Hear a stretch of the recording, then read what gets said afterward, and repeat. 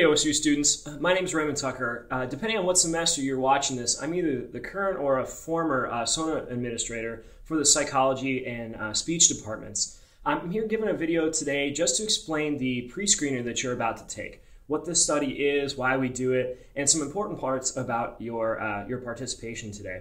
So, what is the pre-screener? Well, it is a small study that we give to students every year at the beginning, or actually at the beginning of every semester. Researchers will recruit students for specific things, whether they're looking for females or males, specific personality styles, and they use the pre-screener to get this information and then recruit you for studies throughout the semester.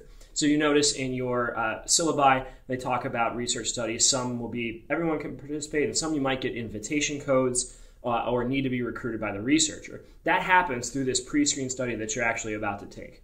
So why is this important?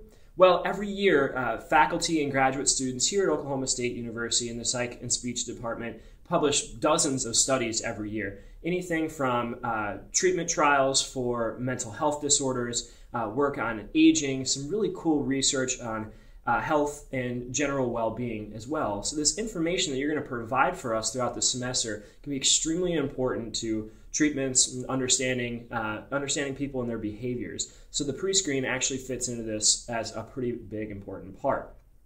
Unfortunately, over the last couple years, we seem to have an increased amount of students who are flying through the pre-screener, doing it very quickly, just trying to get it done, and not providing accurate information. So when researchers are recruiting these students, they come into the lab or take a study, it seems like they don't actually, they aren't who they say they are, and we have to throw that data out. And so over the last year, we've developed a new way of handling the pre-screen to try to screen out students who are just taking this study way too fast and not giving accurate information. So now we're going to be monitoring the time that students take the pre-screener. That way researchers can look, if this pre-screen study is supposed to take about an hour and somebody gets through it in 15 minutes, 10 minutes, they know that that data might not be reliable. Similarly, the way we put our questions in here too, we can kind of see if people are just randomly clicking buttons. It becomes actually fairly obvious for us. So again, now researchers are going to be able to go through the data and see if it looks like somebody's just randomly quickly responding just for the sake of getting this done. This is being put in for a reason to help us get good data, to help our publications and our studies be more accurate, and it has some effects for you as the participant.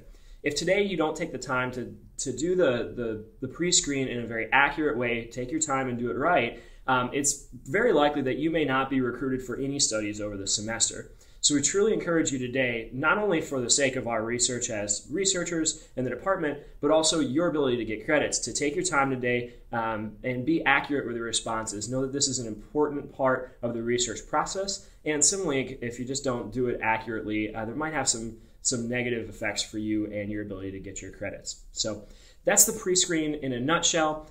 Should take somewhere between a half hour to an hour usually to complete.